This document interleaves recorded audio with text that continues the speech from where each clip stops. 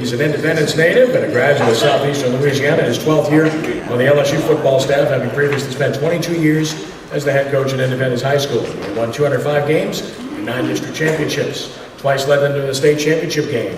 LSU plays Texas A&M Thursday night. Please give a warm quarterback club welcome to Coach Bags, Charlie Baglio.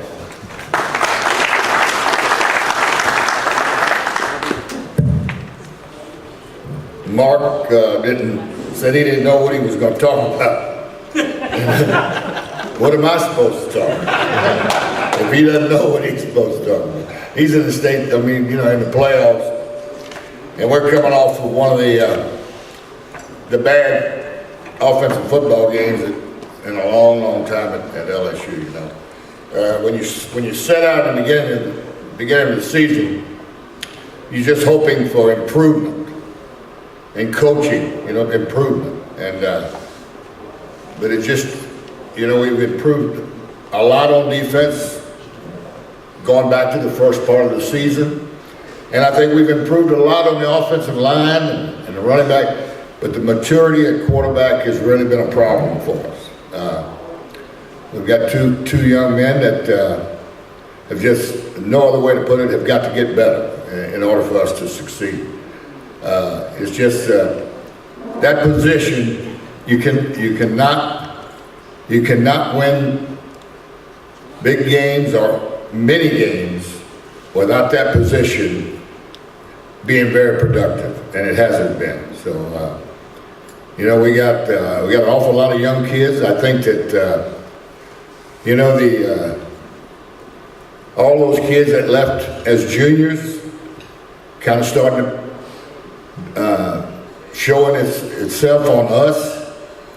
And you watch a kid that Odell Beckham last night making that catch, Jarvis Landry scoring twice, and they could have very easily been back. Not that they would. I'm sure would like to have them.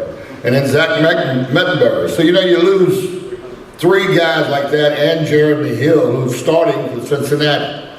So you got 4 starters in the NFL that we lost on offense. So it makes it tough, and it's just it's tough on the kids, it's tough on the coaches, and but we've got to figure out a way to make it better.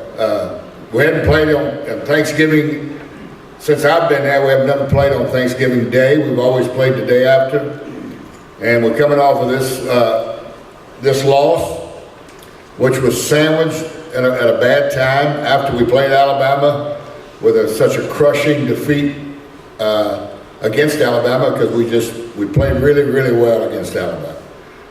Win that game, and you got a different outlook the next week, but we didn't, and that's what happened. And now we got to go on the road again. It's tough to finish out your season with 2 road games. And Texas A&M, no juggernaut by any stretch, but they're still in the SEC West, and they're still 7-4, and they can still beat us, or we can beat them. But that's the thing our coaches have to worry about is trying to get our kids back focused on this task at hand, because this game means an awful lot to us. With that, I'm going to open it up, and I'd like for you to ask me some questions. Really would, because I'll try to answer them. Yes, sir. You started out saying that the immaturity at the quarterback position needs to get better, but in defense of Brandon Harris, how does he get better if he doesn't play? Well, he's got to practice better, I would think, because the coaches are going to put the guys that practice the best in the game. So evidently, I'm not at every practice, so they're playing the guy that they think's giving them the best chance to win. That's all I can tell you. So there was no discussion of putting him in the Arkansas game when obviously the offense couldn't do a thing? No, sir. No discussion. I wonder why. Couldn't have done any worse. Above my pay grade to know that question. Really, it is. But I would like to know, I'd like to know too sometime. Anybody else? How's Boudreaux doing? Boudreaux?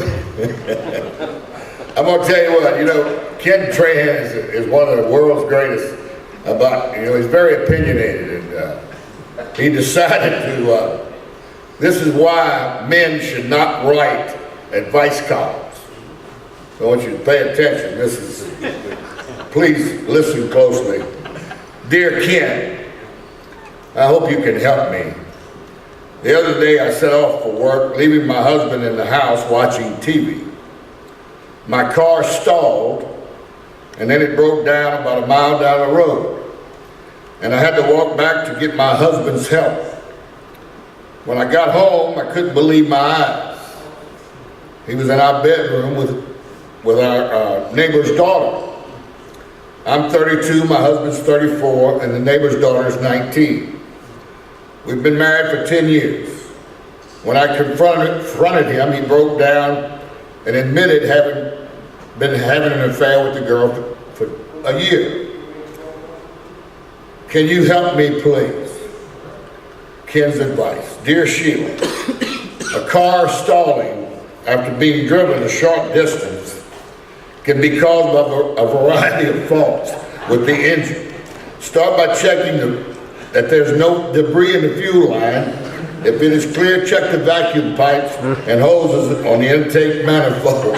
So Ken didn't know too much about what he was talking about. Always a pleasure, guys. Always a pleasure.